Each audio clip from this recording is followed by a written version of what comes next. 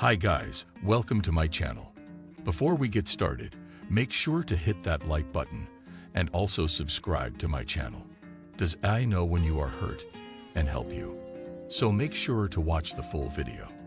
These systems are known as Emotion AI.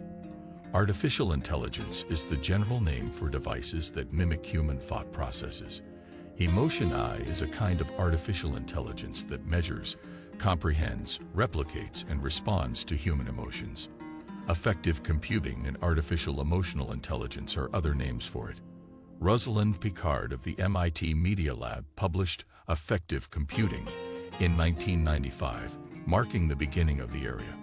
Emotion AI is a tool that enables a much more organic relationship between humans and machines, according to Javier Hernandez, a research scientist with the MIT Media Lab's Affective Computing Group.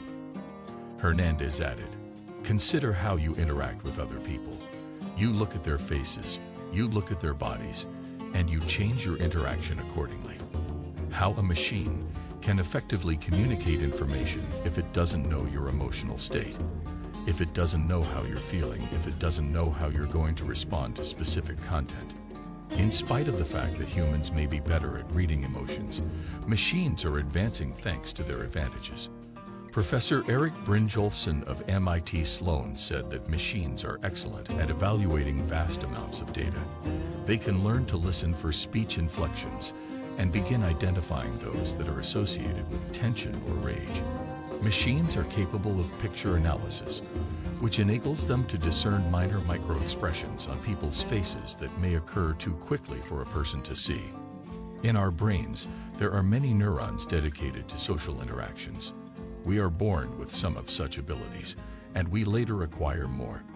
Utilizing technology to engage our social brains, as well as our analytical brains, makes sense, declared Brynjolfsson.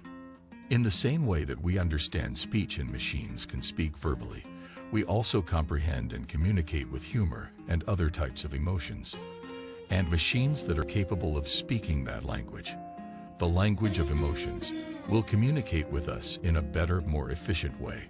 It's nice that we've made some progress, but it's simply that now that it's an option. It wasn't before 20 or 30 years ago. Which fields are already utilizing Emotion AI? Advertising. In 2009, Rana El-Khalioui, PhD 06, and Picard established Affectiva, a Boston-based emotion AI business that focuses in automotive AI and advertising research, the latter of which serves 25% of Fortune 500 firms. Our technology captures these visceral, subconscious reactions, El-Khalioui said. We have found that these reactions strongly correlate with actual consumer behavior, like sharing the ad or actually purchasing the product. Once a client has been thoroughly screened and accepted the terms of Affectiva's use, such as promising not to exploit the technology for surveillance or lie detection, the client is granted access to Affectiva's technology in the context of advertising research. The technology, when used with a customer's permission, uses the phone or laptop camera to record their reactions to a specific commercial. Self-reporting is useful, such as feedback from a test group, according to El-Khalioui, but having a real-time response enables marketers to determine whether a specific advertisement resonated with viewers or offended them, or whether it was confusing or touched a sensitive nerve. Call centers.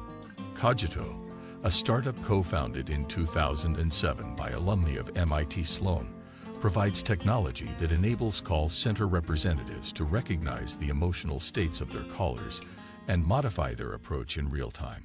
Years of research into human behavior have been used to develop Cogito's voice analytics software, which recognizes vocal patterns. Mental health. In December 2018, Cogito unveiled CompanionX, a division with a companion app for tracking one's mental health. The companion app hears someone talk into their phone while monitoring the speaker's phone usage and voice for indications of anxiety and mood swings. The app helps users become more self-aware and can develop their coping mechanisms, including techniques for stress management.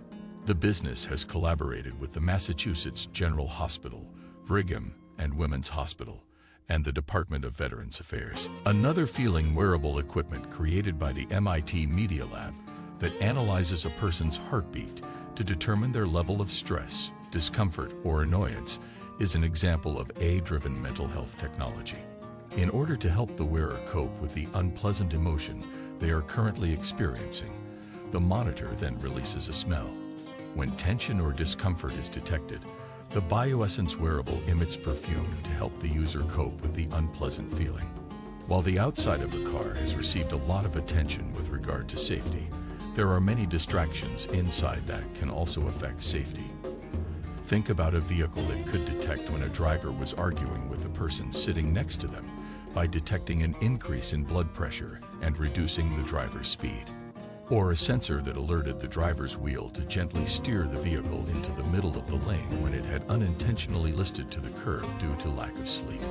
Similar automotive AI services are offered by Affectiva, which tracks a driver's emotional state and the experiences of passengers to enhance traffic safety and the occupant experience.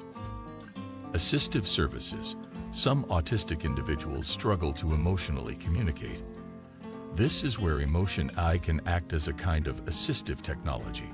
According to Hernandez, wearable sensors can detect subtleties in body language or facial expressions in an autistic person, such as an elevated heart rate, that others might not be able to observe.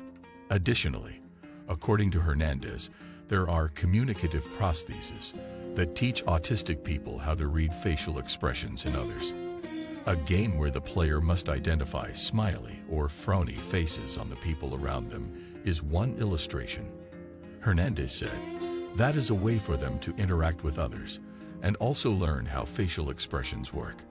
He added that this video technology, which detects moods in smiley or frowny faces, could be useful for gathering customer feedback in crowded theme parks or hospital waiting rooms, as well as for giving upper management anonymous feedback in a large office.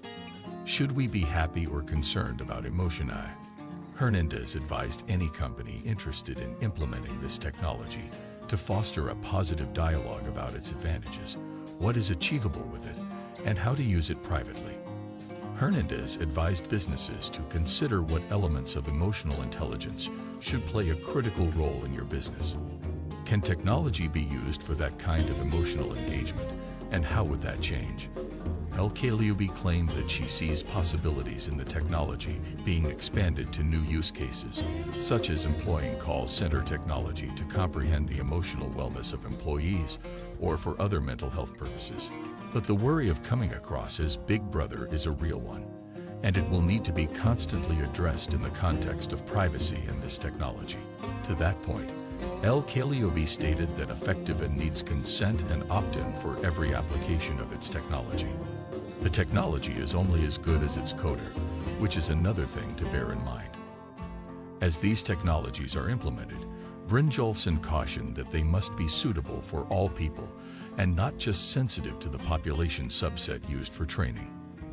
For instance, Brynjolfsson explained, a machine trained on Caucasian faces sometimes finds it challenging to recognize emotions in an African American face. And some gestures or voice inflections that mean one thing in one culture may mean something entirely different in another. Overall, it's crucial to keep in mind that when applied thoughtfully, technology benefits can and should outweigh costs, according to Brynjolfsson and L.K., who also stressed the feasibility of thoughtful technology integration. The paradigm, according to her, is actually a person-enhancing machine rather than human-phys machine. It is a human and a machine. So that's it for today. We hope you enjoyed the video. Use the comments section below to tell us your thoughts about the video. Also, make sure to subscribe to our channel and click the bell button to be notified of all the latest videos.